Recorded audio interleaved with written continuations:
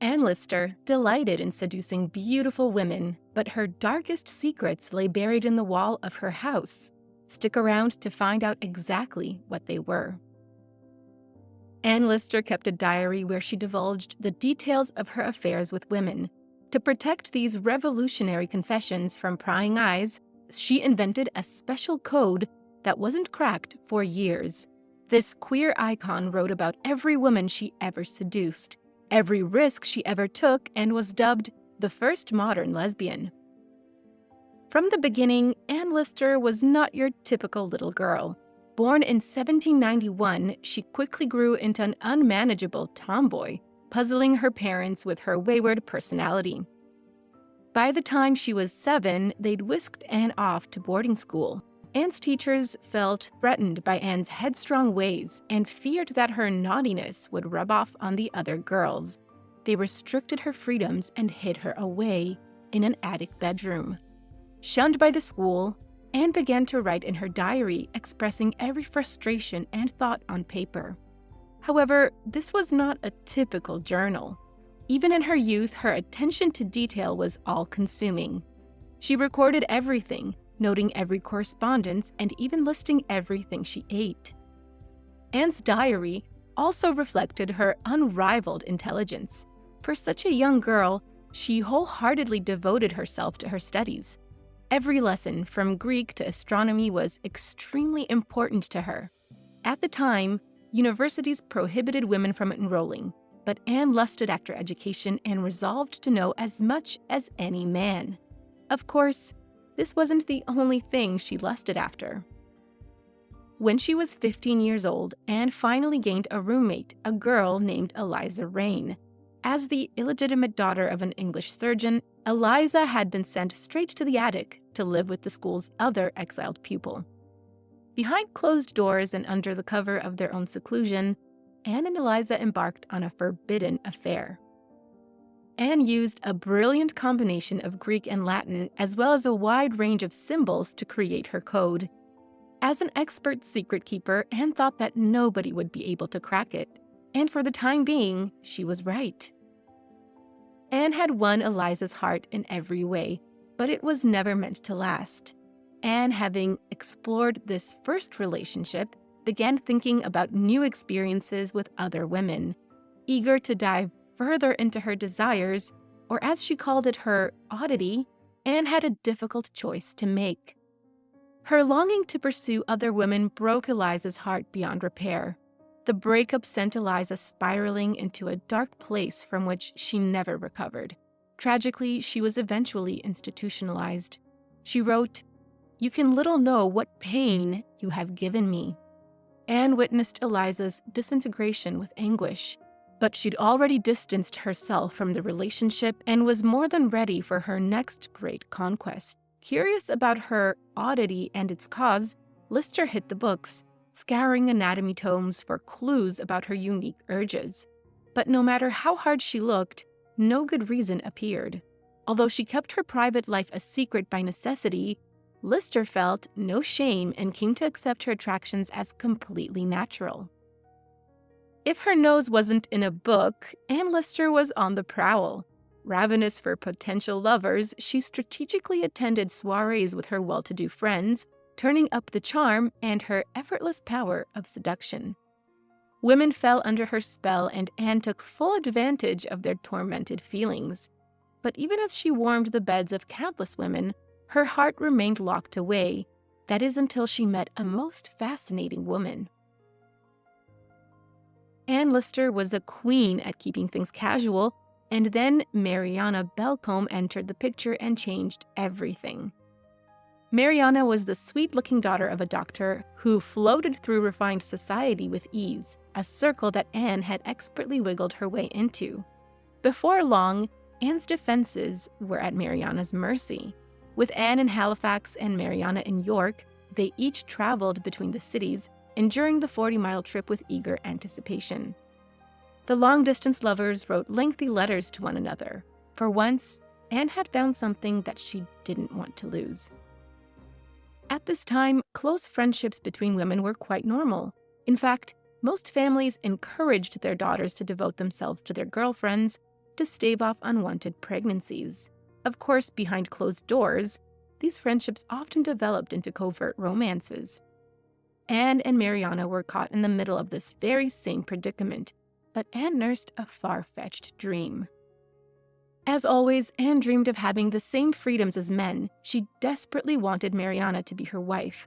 The two women even exchanged rings, cementing their commitment to one another. Still, it never felt like enough. Keenly aware of the impossibility of their love, Anne secretly hoped that they'd be able to find a way to live together. Sadly, she was in for a very rude awakening. Mariana wasn't the risk-taking type. A life of scandal was never in the cards for her. Instead, she bowed to societal expectations and dealt Anne an excruciating blow. In 1815, Mariana made an earth-shattering announcement. She planned to marry a rich widower. Anne Lister was horrified. She had no choice but to watch from the sidelines as the love of her life said, "I do," to a man. Tradition at the time dictated that since Anne was Mariana's closest friend, she was expected to join the married couple on their honeymoon. She had front-row seats to her own heartbreak and could practically feel Mariana slipping through her fingers. Mariana's honeymoon left Anne's heart in tatters. Alone once again, Anne began sleeping with other women, and not just any women. Amongst her numerous affairs, she even seduced Mariana's sister. Clearly, Anne wasn't afraid to get petty, but deep down, she missed Mariana with all her heart, writing, "Surely no one ever doted on another as I did then on her." Although it seemed like the end for Anne and Mariana, in truth, it was only just the beginning. Anne and Mariana spent an entire year separated from one another. But as they say, distance makes the heart grow fonder. As luck would have it, fate brought them back together in York, and their reunion was everything Anne had hoped it would be. Upon meeting again, Mariana spirited Anne to her bedroom. Later, Anne wrote of their rekindled romance, "She herself suggested a kiss. I thought it dangerous and would have declined, but she persisted." The couple picked off where they had left off, their affair as passionate as ever. However, despite their happiness, Mariana had a major issue with her longtime lover. Although Mariana was at the top of her list, Anne was still seeing other women. The problem came down to one destructive feeling: jealousy. Mariana wanted Anne all to herself, and after an evening together, Anne confessed in her diary, "She asked me to swear to be faithful, to consider myself as married." This was everything Anne wanted to hear, but it would end in bitter disappointment. In August 1823, a disturbing chapter came to pass. While waiting for Mariana to arrive from Cheshire, Anne came up with a plan to surprise her. Instead of meeting Mariana at the manor, she set out to ambush her en route. This was by no means an easy feat, but Anne was up to the challenge. Unfortunately, it turned into a disaster. Despite the rain sweeping across the moors, Anne set out on her adventure, stomping through the muck for hours. She finally spotted Mariana's carriage climbing its way toward her. Drenched and dirty, Anne slipped into the carriage only to find her lover fast asleep. But that wasn't all she found. Unfortunately, the carriage carried more than one passenger. In fact, 3 other people witnessed Anne's wild entrance: Mariana's sister, as well as another passenger and his maid. Mariana was terrified that someone would suspect her relationship with Anne, and the highway surprise seemed like a dead giveaway. Instead of being happy, she was enraged. Their romance was off once again. In 1824, dressed all in black with her head held high, Anne moved to Paris. There was so much to learn: the language, the lay of the land, and of course, the women. With so many rich and lovely ladies around, it was only a matter of time before Anne found her next lover. The explicit details in Anne's diaries reflected a brief but passionate affair with Maria Barlow. However, Maria didn't steal her heart as Mariana had, and after a short while, Anne grew tired of her unpredictable temper, and without thinking twice, she ended the romance. After 8 months in Paris, Anne had her fill. She hungered for even more freedom and wanted to see new places. The idea of travel began to seduce her. The next 15 years would see her visiting over a dozen nations, and her brave pursuit of exploring would bring her to lands that women scarcely dared to tread. It's no secret that Anne Lister considered herself a cut above the rest. She had very little interest in her hometown of Halifax and rarely stayed at her family home of Shibden. However, in 1836, she became the sole inheritor of the estate, and the money it provided allowed her to set her sights on high society. She wanted to rub shoulders with the rich and powerful, and she met the perfect woman to help her do it. A woman named Vera Hobart, who was the sister of the 5th Earl of Buckinghamshire and had every connection imaginable. Unfortunately, Anne was only one of Vera's many awestruck admirers. Anne's infatuation led her to accompany Vera on a trip to the town of Hastings, but if she'd hoped to capture the lady's heart, she was in for a stunning disappointment. Vera decided to marry an officer.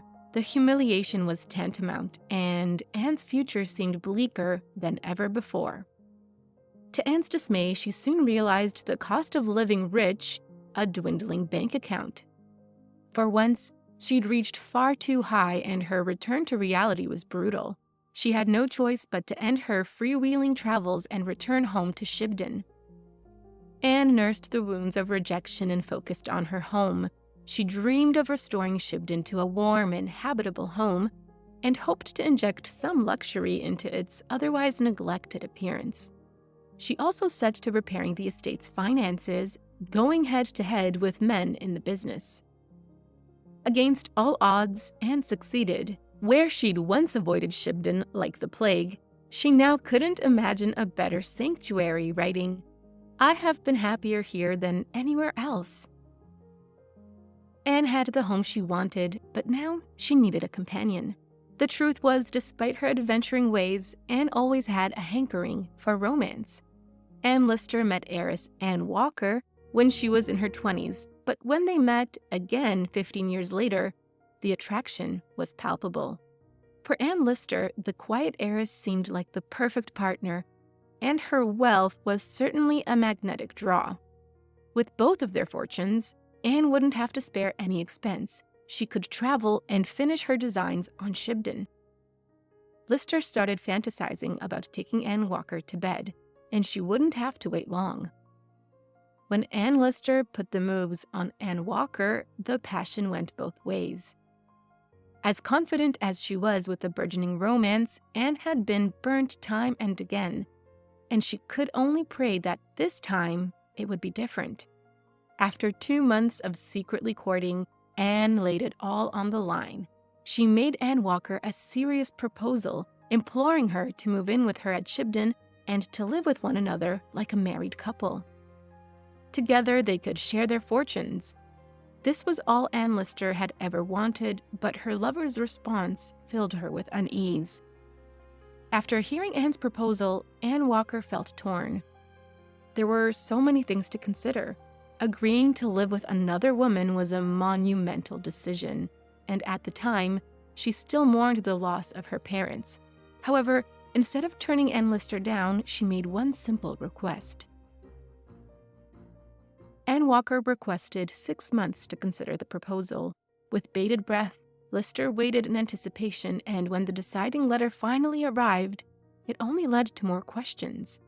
The letter read, "I find it impossible to make up my mind." Vexed by her lover's indecision, Anne Lister went on a trip to distract herself from yet another disappointment. Little did she know, Anne Walker wasn't ready to throw in the towel just yet. After months spent in Paris and Copenhagen, Anne Lister began the long journey home, but when she arrived, something glorious happened. To her astonishment, her lover was there to greet her with open arms. Anne Walker had turned down a man's proposal because of her feelings for Lister. At the age of 42, Anne Lister's dreams were finally coming true. Soon, both women got down to business. They altered their wills and began readying for their lives together. Lister even confided her intentions to her family, but they weren't in the least bit surprised. In fact, For a long time, they'd already suspected Anne's preference for women. Feeling the rare support of her relatives, Anne had only to tackle the pain of her past loves. Finding happiness with Anne Walker allowed Anne to finally let go of Mariana and even Vera. You see, over the years, Anne had slipped back into Mariana's bed time and again. But when Anne found a woman willing to live with her and truly love her, their long-standing affair came to a heart-wrenching end. Anne Lister and Anne Walker had a symbolic wedding in 1825. They went to church together and took the sacrament of communion. Although Anne had previously indulged in a wild number of trysts, this union ended her dalliances, full stop. Without a backward glance, Anne took her new bride and set off on their romantic honeymoon in France and Switzerland. However, it wasn't long before clouds of gossip threatened to rain on their parade. After the newlyweds returned home, the residents of Yorkshire began mocking the couple. Anne Lister was no stranger to being heckled for her manly appearance. Her masculine ways even earned her the moniker Gentleman Jack. The living arrangement at Shibden provoked the ignorance of hateful townspeople, and soon, anonymous letters began to arrive. The letters poked rudely at Anne Lister, addressing her as Captain Lister. Even the newspaper had a go at the happy couple with a cruel advertisement announcing the union of Captain Tom Lister of Shibden Hall to Miss Anne Walker. Soon enough, Anne would learn that marriage had challenges of its own. Anne Lister's strong personality often clashed with Anne Walker's shy disposition.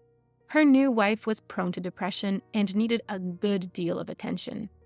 Additionally, Walker also fretted about the cost of the renovations. She doled out the money with increasing worry and hysteria. In truth, they were complete opposites, and unfortunately, their troubles didn't end there. Anne caught the travel bug once again, but her wife wasn't exactly enthusiastic about the prospect of leaving their home. Lister suspected that Anne Walker often faked illnesses to get out of joining her on expeditions. As such, she went on many adventures by herself. However, she did manage to drag her wife along to one of her dream destinations, Russia. Unfortunately, what began as an exciting trip eventually turned into a nightmare. Russia was stunning, but after the bitter winter descended, Anne Walker was desperate to go home. Instead of bending to her wife's desires, Anne Lister insisted they continue their travels to the Caucasus, a far warmer destination. At first, the ridge landscapes seemed to reinvigorate much of their shared happiness, but the trip was doomed to a heartbreaking end. Anne Lister penned her last journal entry on October 11, 1840. She made some observations about the village they were currently in, followed by her tea time and bedtime. She had no idea that these lines would conclude her run of diary entries. 6 weeks later, an unforeseen tragedy befell the traveling couple. Anne Lister became terribly ill and didn't survive. Many people believe that an insect bite triggered the fever that led to her demise. Of course, for Anne Walker, the nightmare wasn't over yet. Heartbroken, she faced a horrific pilgrimage home. With her wife's body tucked safely into a coffin, she spent the next 8 months traveling back to Halifax. After Anne Lister's burial, Anne Walker took over Shibden in all its intended glory. However, behind closed doors, her mental health took a frightening turn, pushing her relatives to make an extreme decision. With Walker's family's permission, a policeman, a lawyer, and a doctor broke into Shibden, and what they found was absolutely chilling. Transformed by grief, the lady of the house had shut herself away in a locked room. Anne Walker seemed utterly disturbed, with papers spread around her as well as a brace of pistols. Recognizing her instability, they sent her to an institution. One of Anne Lister's relatives, John Lister, took up residence at Shibden Hall, and it was he, along with his friend Arthur Burrell, who finally cracked the code in Anne's revolutionary diaries. Scandalized by the findings, Burrell told Lister to burn every last journal. Luckily, Lister decided to keep Anne's work alive and kept the diaries stashed behind one of the home's panels. For over 100 years, the illuminating details of Anne Lister's diaries never saw the light of day. Today, her blunt language and fiery spirit, as well as her extraordinary life, have been properly unearthed and celebrated. While many believed that the raw portrayal of Anne's love life was a hoax, her diaries are in fact 100% authentic. Today, Anne's words stand as a powerful testament to her courage, forever inspiring those who seek to live and love fearlessly. Thank you for watching this video. I hope you enjoyed it. Please like and subscribe.